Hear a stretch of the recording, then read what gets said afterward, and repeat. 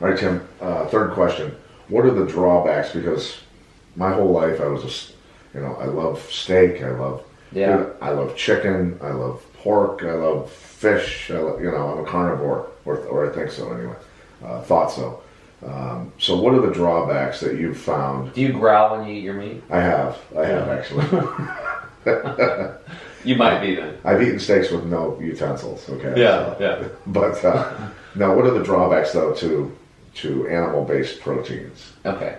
So first off, for the people out there listening, I want you to know that I grew up on a farm hunting and fishing. So you're not talking to some I don't even know. Flower child. Yeah. I mean, so nothing wrong with that, by the way. But I grew up pretty much on meat 5 times a day, hunting and fishing, killing everything. So now I'm plant-based, and I have my own reasons. I do it for health, and I do it for my children now for the planet. I'm doing it for you as well. So here's what I found were the drawbacks physically for animal-based protein. Number one, the name of my company is chemicalfreebody.com, right? So that's the biggest reason. Because there's so many chemicals. Let's go back to that umbilical cord study, where they're finding over 200 man-made chemicals in every single umbilical cord test that they're testing today for every newborn baby and their mother.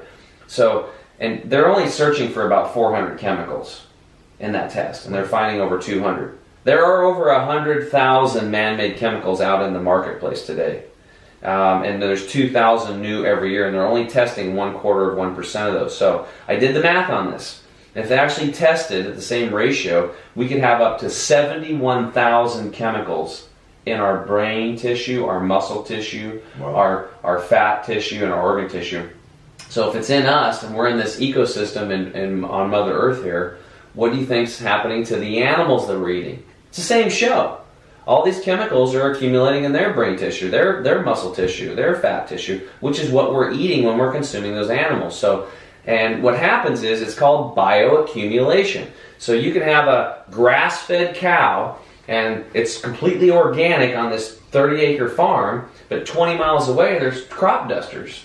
Well, there's this thing called wind, and it blows this stuff over there, and this ecosystem's always circling, and these chemicals get on this grass, and the cow's eating it, and they bioaccumulate in that muscle tissue. And just the water they're drinking also. And the water they're drinking, and it's just they don't go away. And they store up. So when you eat a slab of meat, like I used to, like a chicken strip or something, you're basically eating concentrated chemicals that are going to destroy your immune system, destroy that good bacteria we just talked about, and they're going to harm your health. There's just no way around this. Now, that's number one. Number two is the bacteria. So when an animal dies, the meat starts decomposing. Everybody knows this, and it's these bacteria that are starting to break them down. Well, Dr. Michael Greger showed us in his 2012 talk, Uprooting the Leading Causes of Death. You can check it out on YouTube and watch the talk. Dr. Michael Greger, 2012, Uprooting the Leading Causes of Death.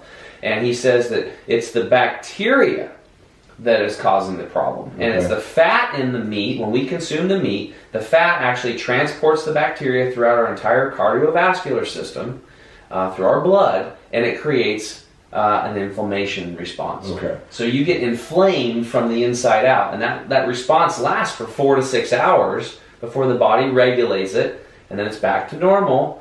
But then what happens? It's lunchtime, and we do it again. And then 4 to 6 hours later, it's dinner time. So, like myself, I was in a constant state of this bacterial inflammation systemically or internally in my body. And we all know, you talk to almost any doctor that's got their head screwed on straight, inflammation is the precursor to disease. Right? And as an athlete, do you want inflammation? Not at all, because I suffered from it for a decade and a half.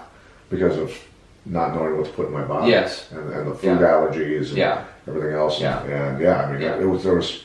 My wife and I have been married for 17 years. When we were registering for our gifts for our wedding, I was sitting in a chair the whole time because I couldn't walk because my SI joint was so inflamed. That was 17 years ago. Think of that. How bad that was. And it was like that for a long time until I started figuring things out with guys like you.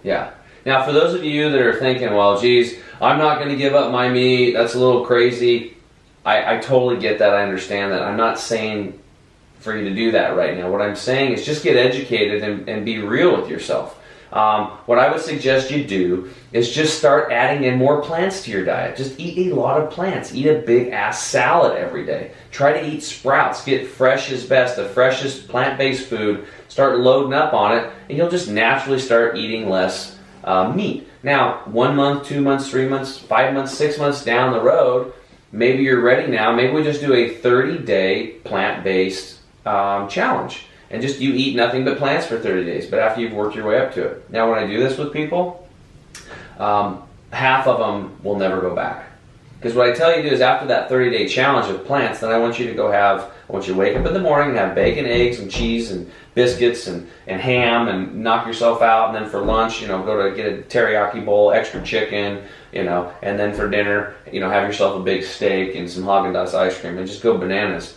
And then call me the next morning and tell me how you feel. Right. Okay? It won't be me telling you about this is right and that's right. It's going to be you finding out for yourself how your own body feels. Because, see, this is what happened to me. I got thrown into this plant-based deal at an institute trying to save a buddy that had cancer. Yeah. Otherwise, I probably never would have done it. I mean, I thought this stuff was nuts. Yeah. And but I tell you what, after that detox, 4 days later, I woke up and I felt 20 years younger, guys, in 4 days on this stuff. Green juices, lots of water, and a plant-based diet. Now, if you have stage 4 cancer, you have MS, Parkinson's, you got colitis, Crohn's, especially these gut issues, you got some serious issues, maybe you should get right after it and go right into a plant-based lifestyle and just get off the meat, because it's really acidic, it's loaded with bacteria, and it's loaded with chemicals, and you need to do every single thing you can to build your immune system up, and that means taking away the things that are pushing it down. So that's what I would recommend on that. That's amazing. It really is. Yeah.